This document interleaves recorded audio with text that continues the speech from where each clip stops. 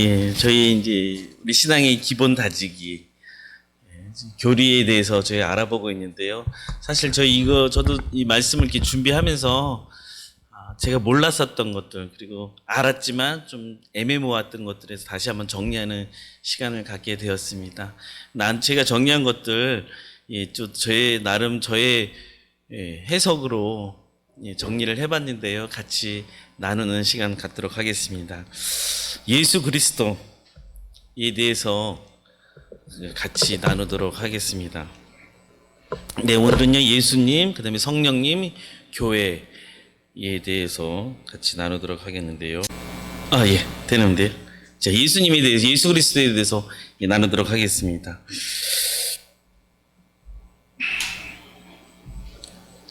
태초에 하나님께서 천지를 창조하셨죠. 예, 네, 맞습니다. 성경에 그렇게 나와 있으니까요. 여러 가지 것들을 다 만드시고, 그리고 하나님께서 이렇게 말씀하셨습니다. 우리가 우리 형상을 따라서 우리의 모양대로 사람을 만들자. 성부 하나님, 성자 예수님, 그리고 성령 하나님께서 사람을 만드셨습니다. 여러분 잘 아시는 것처럼 아담을 만드셨죠. 그리고 그 아담을 통하여서 그들로 하여금 바다의 물고기와 하늘의 새와 가축과 온 땅에 기는 모든 것을 다스리게 하자 하시고, 하나님께서 사람을 천지창조를 하시고 거기에 사람을 만드시고, 그다음에 사람을 통하여서 하나님께서 하시고자 하는 일이 있었습니다. 그것은 하나님 만드신 그 아름다운 것을 다스리도록 청지기의 사명을 위임하셨죠.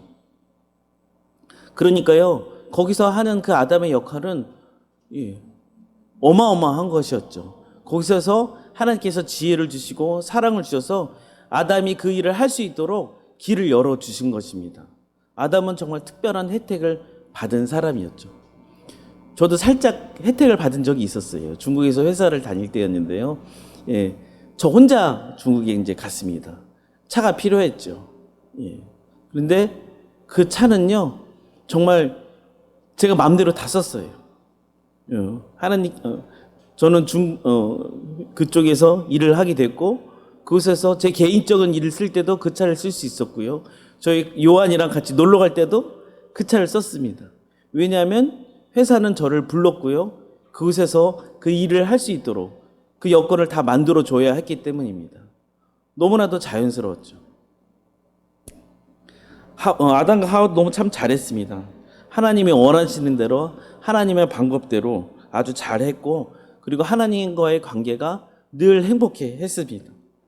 옷을 입지 않아도 전혀 창피한 적이 없었습니다. 하나님을 피한 적도 한 번도 없었습니다. 하지만 좀 문제가 생겼습니다.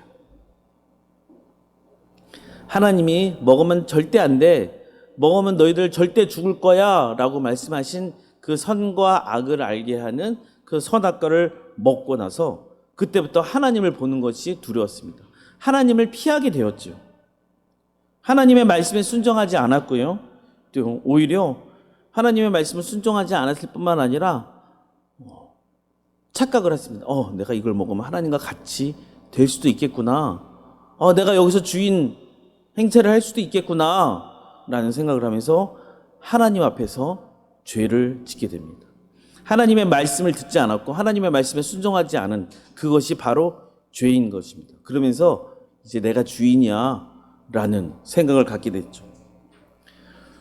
만약에 회사에서 저에게 주어진 그 차를 제가 마음대로 타고 다닐 수 있었지만 이제 시간이 됐어, 이제 그 차를 반납해 라고 했을 때, 무슨 소리야, 내가 여태까지 탔고 내가 마음대로 할 수 있어 라고 하면 저는 바로 잘리게 됩니다.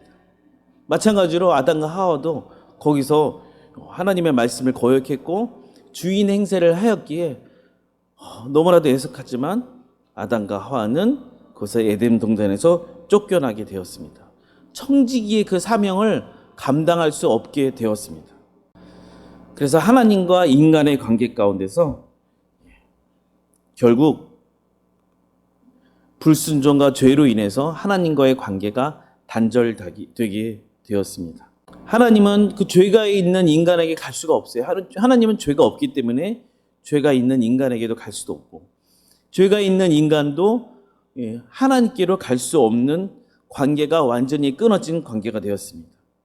그럼에도 불구하고요, 하나님께서는 그 인간을, 사람을 너무나도 사랑하셔서 관계를 회복해야 했습니다. 죄로 인해서 벌거벗겨진 그 아담과 하와, 우리를, 그리고 그 떨고 있는, 하나님이 없어서 불안에 떨고 있는 우리를 하나님께서는 하나님의 형상으로 회복해야만 했습니다. 하나님의 사랑을 다시 누리고요, 그 피조 세계에서 우리에게 맡겨진 그 청지기 임무를 다시 회복해야 했습니다. 그래서요, 하나님께서 성부, 성자, 성령, 하나님께서 작전회의를 하셨습니다. 어떻게 하면 내가 이 인간과의 관계를 다시 회복할 수 있을까? 이 땅에서 그 청지기의 임무를 잘 할 수 있도록 하게 할 수 있을까? 라고 생각을 하셔서 하나님께서 결정하셨습니다. 그래, 죄가 없는 우리 중에 한 명이 그곳에 보내서 그 일을 감당하게 하자. 여러분이 잘 아시는 것처럼 예수님입니다. 하나님께서 성자 예수님을 보내셨습니다. 이름은 뭐라고 할까? 그래, 예수라고 하자. 베들레헴에 태어나게 하고 요셉과 마리아, 그들을 통해서 다윗 자손으로서 어린 시절에 나사렛에서 살게 하고 평범한 목수로서 지내게 하고 30살쯤 돼가지고 전도를 시작하고 갈보리 언덕에서 십자가에서 죽고 3일 만에 부활하게 하자라는 완전한 계획을 가지고 예수님을 이 땅에 보내주셨습니다. 연약한 인간에게 가는 방법은 연약한 인간이 되는 수밖에 없었습니다. 인간은 스스로 죄를 고백하고 하나님께 갈 수 없었기에 죄가 없는 우리 중에 한 명이 인간이 돼서 그곳에서 죽고 다시 살아나자. 하나님께서는 우리 인간을 향한 하나님의 그 사랑의 표현을 이렇게 예수님을 통해서 보여주셨습니다. 그래서 저희는 그것을 믿는 것으로 말미암아 하나님의 자녀가 되는, 하나님의 그 자녀가 되는 권세를 주셨습니다.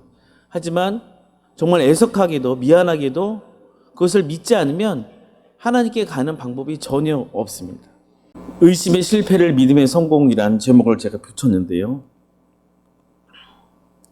예수님께서 이제 공생애를 시작하기 전에 세례 요한으로부터 세례를 받고 처음으로 한 것이 성령의 인도함을 받아 광야에서 마귀의 시험을 받는 일이었습니다. 예수님이 먼저 사역을 하기 전에 시험부터 받는, 테스트를 먼저 받는 것이었습니다. 왜 그랬을까요?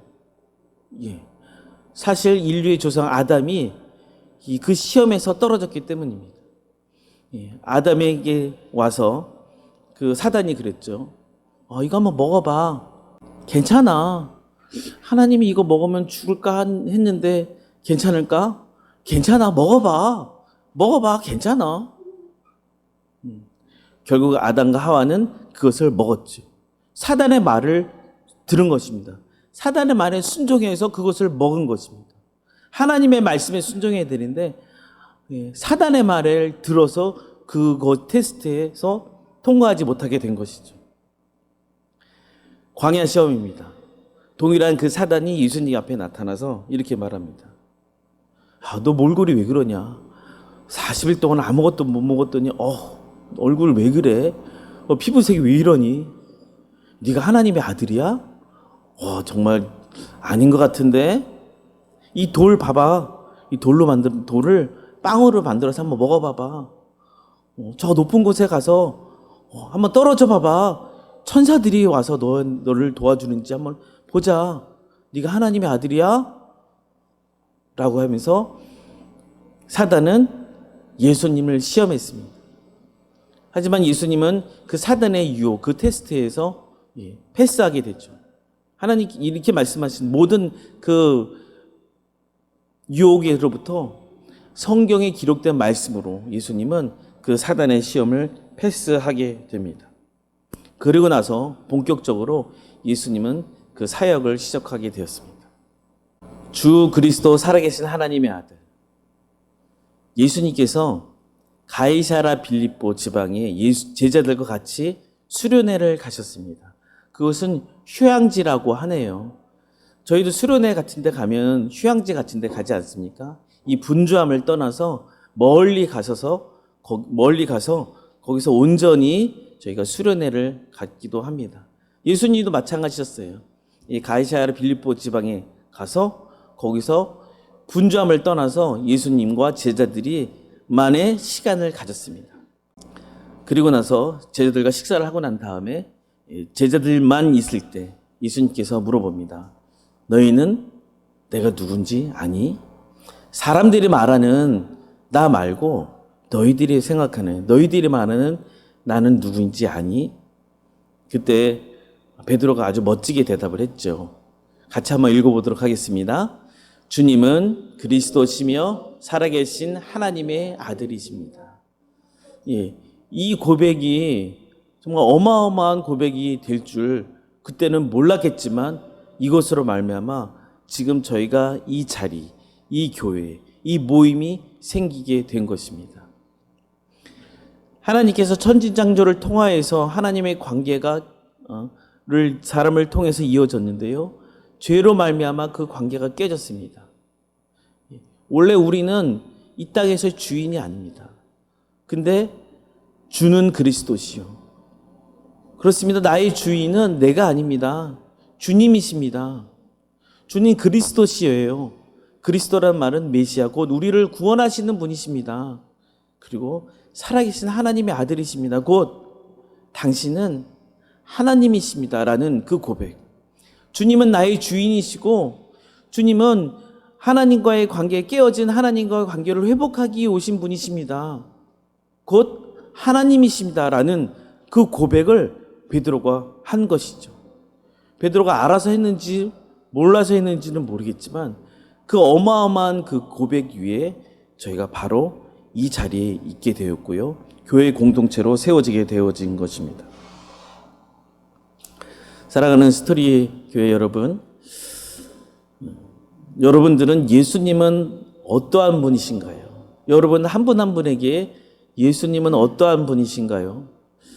저는 요새 이 큐티 말씀을 묵상을 하면서 다시 한번 예수님과의 저의 관계를 보게 되었는데요.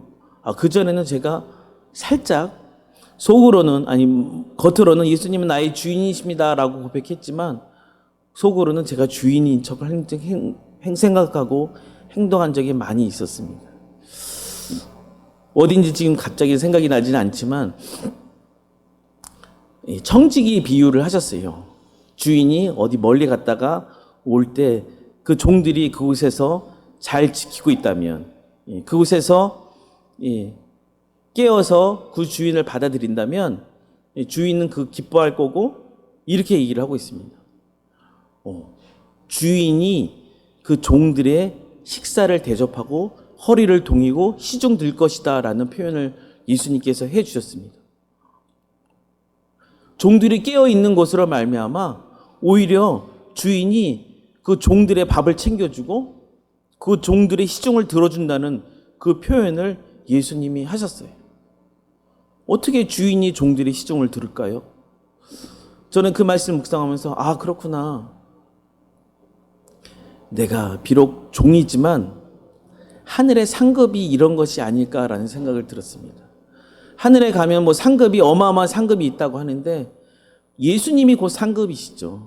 우리가 받아야 할 상급은 곧 예수님입니다. 하지만 그 상급 위에 그 다른 어떤 상급이 있다면 이런 것이 아닐까라는 생각이 들었습니다.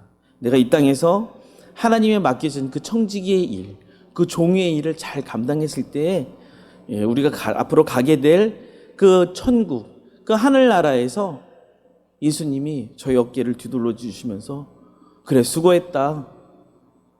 밥 한 끼 먹자. 그러면서 그 밥을 차려주시는 이것이 우리에게 주어진 상급이 아닐까라는 생각을 하게 되었습니다. 청지기로서, 종으로서 그 사명을 잘 감당할 때 우리에게 주시는 하나님의 선물이 아닐까라는 생각이 듭니다.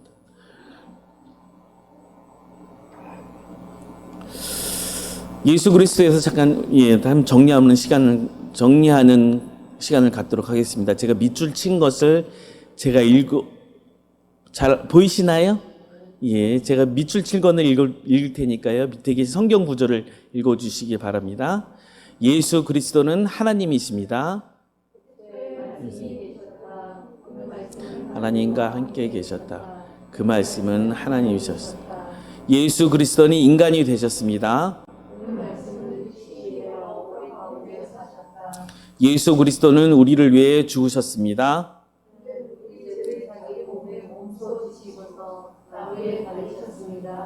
그것은 우리가 죄에는 죽고 죄에는 살게 하시는 것이었습니다. 예수님은 부활하셔서 하나님 편에서 우리를 위해 중보하십니다. 누가 감히 그를 정죄하겠습니까? 그리스도에게는 죽으셨지만 오히려 하나님께서 하나님의 오른쪽에 계시며 우리를 위하여 대신 간구하여 줍니다. 예수 그리스도는 다시 오십니다.